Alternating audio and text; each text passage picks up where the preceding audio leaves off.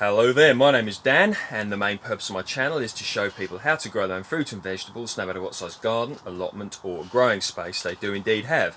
Over the last few years I've been working on a partial self-sufficiency project here in Essex, UK, and I'd like to be able to show you how to do the same. So if you like my work, please feel free to like and share, and if you'd like to be notified of any further videos I put up, please feel free to subscribe. And you can also check me out on Dan_Home Gardens on Instagram if indeed you are interested. So today I'm going to be making an update video on mid-September gardening, mid-September home allotment gardening project. So things are coming on quite well in my opinion, so let's make a start. Okay, now we'll start at the bottom of the polytunnel here. What I'll do is I'll just put the camera down there so you can see what it looks like. Now you can see the banana plant really has made a good size there, so including the pot we are probably getting around close to 5.5 into around about 6 feet tall, not long before that happens. So you can see there, nice load of suckers have come up there, and I actually took one of those suckers the other day, a nice big root, so that's looking good, and they're giving it plenty of water so it survives. And what I'm going to do is hopefully take loads of suckers from this so I can really increase my collection of dwarf Cavendish bananas, because my plan is to hopefully produce an edible crop of bananas here in the UK. Wouldn't that be lovely? Now we'll talk a bit about fig variety Madeleine des Deux Saisons. So I had a fig off of this today. If you look at my Instagram you will be able to see what that fig looked like. Very tasty, and this is a variety that's said to be able to produce 2 crops of figs in 1 year here in the UK. So should the weather continue glorious like this, maybe these figs here will ripen. Wouldn't that be lovely? So even if the fact you consider that this is all new growth here from this year, and that's where the figs are on, so I'm very confident that next year I will be able to get 2 crops of figs off of this specimen. Okay, now we'll look over here and you can see what I've got here. So this is my little propagation station, if you will. So quite happy with this, what I've got. So you can see the figs here that have grown from cuttings. I've got some grapes as well, and I've got some, I was given these are date palms that were grown from stones that were in some shop bought dates, so doing well. Clementines here, well, whether they'll be clementines or not, who knows, but they're grown from clementine seeds anyway. And some more here, and you can see the pepper plants here, variety Onavec, are still producing, so quite happy in those regards. Grapevine cuttings there. Now it's very wise to get into propagation, you know, things like figs and things like grapes. They are relatively easy, to be honest, to propagate, and if you think that a mature specimen might cost you, well, could cost you 15 to 40 pounds, you know, and you know, you get these, you know, you can get them for free cuttings. So, you know, it's a good way of propagating. Of course, you will have to wait longer than if you bought a more mature specimen, but that's part of the fun of it, watching something you've propagated yourself come into fruition. So I really think that's a worthwhile investment, learning how to do that. Now, won't talk too much about melons today because I spoke a lot about them before, but what I will say is the Blacktail Mountain melons are very close to ripening. These are a watermelon, and the way you tell is the tendril here will go a brown colour when they are ready, so quite happy there. Now the orange, the blood orange, is looking good, and you can see that these have been on here probably about a year or so now. They're starting to get bigger, so quite happy, and you can see that the tree here has set some little fruitlets here, so hopefully a new crop to come on that as well. Okay, so I did a little bit of tidying up on the station, which is my propagation station, and what I did was I found that I had some seedlings of chard and kale, spinach, things like that. So what I've done is planted them in some pots down here. Now I'll let you have a look at this. So this is something that people could implement into their own gardening if they've only got a very small space, no open ground, but they've got some pots like you could see here. Now what I've got here, these are 25 to 30 litre tubs. Okay, and you can see I've got kale in this one, spinach and kale in here. I have some rocket here, and the caterpillars or something have had that, or some slugs, but that should recover. And more spinach and kale here, and or chard, kale there. Now this is interesting because I found some of these, and what these are dwarf beans. Okay, they're a bush variety tender green, which I had a good crop of outside earlier in the year. Now it is a bit late, to be honest, to have specimens at this stage of this, even dwarf beans at this time of year, but I'm willing to give it a go, and the weather's holding out, so I may even get some very late dwarf beans here, variety tender green. Now, with regards to bush dwarf beans, this is variety Rondo, and I put these in a few weeks ago, you may remember, and you can see I'm starting to get a crop now. Just here, look, they're going to be about another 2 weeks or so, but I should have a nice late crop, hopefully into October, of dwarf beans. So these are very much a worthwhile thing to do, and you can see that I've got them in tomato there, look, I got them in some polystyrene containers, which helps to keep the roots warmer for extra growth, and the fact that they're here in this polytunnel will help them to keep a nice growth going and should get some nice crops. Okay, so this is a little thing that I think people can implement into their gardening, which I think is a very wise thing to do.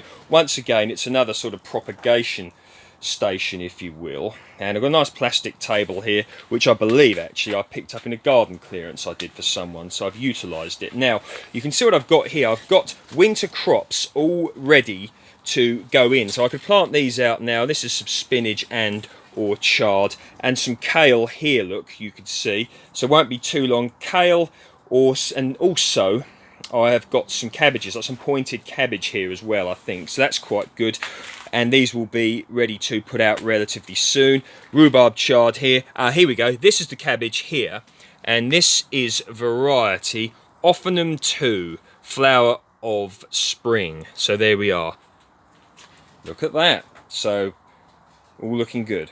Now my late sowings that I planted out of some sweet corn here, corn on the cob, is looking good, or are looking good, so it's not going to be too long before these are ready, but I want them to get a lot bigger than this. They won't be ready yet, and they'll be nice and sweet and large when they're ready. So this is certainly something I'm going to be looking into in the future, and that is having late sowings of sweet corn in the polytunnel for a more sustained crop.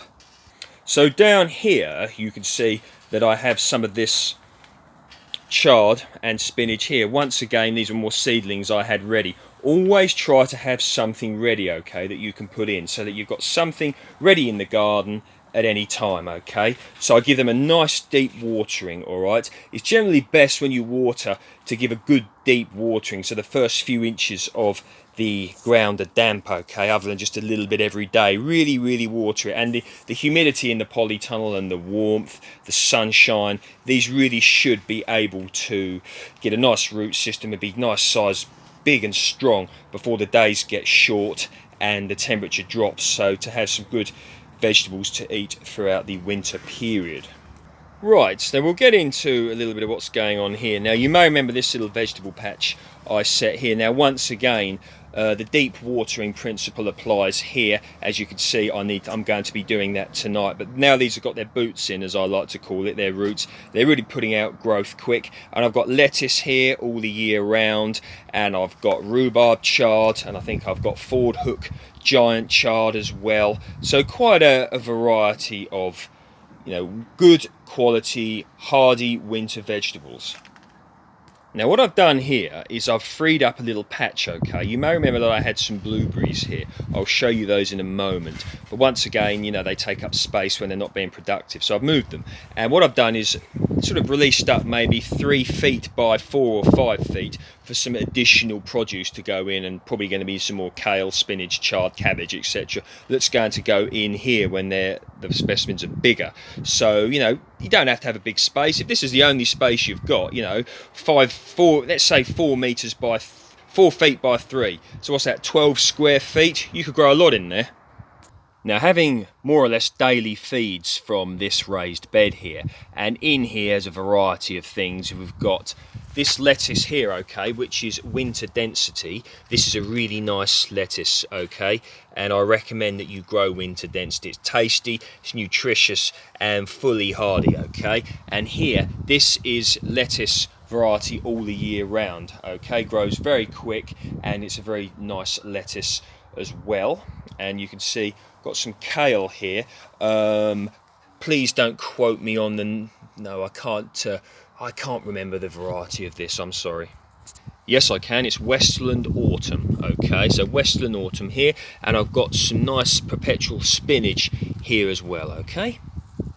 Now in my other polytunnel here, Peachtree, I've decided I'm going to let that get as big as I possibly can in here to get huge crops. Okay, now down here you can see I've moved the blueberries into here. Here I've got my strawberry plants whilst they're not being productive, and over the winter they can just stay in here. Okay, and all being well, into the spring next year, get some nice warm temperatures, and hopefully I should be able to get some earlier crops with the additional warmth in here. But I may revise this plan as times go by. Muscat block grape here, I've more or less decided that this is going to come out and go somewhere else.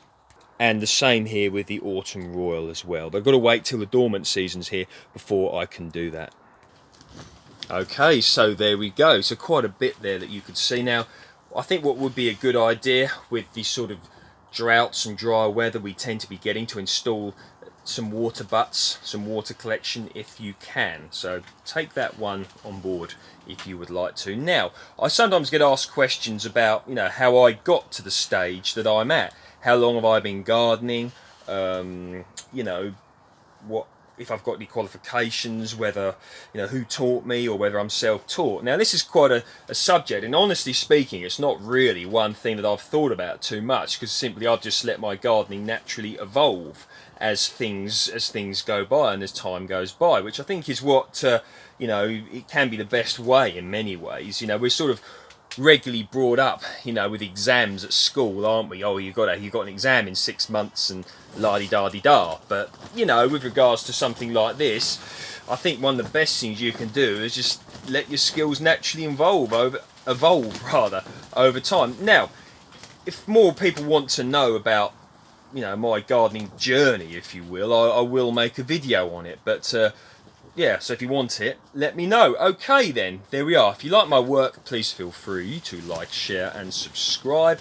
And you can always check me out on Dan_Home Gardens on Instagram, if indeed you're interested. I love grapes!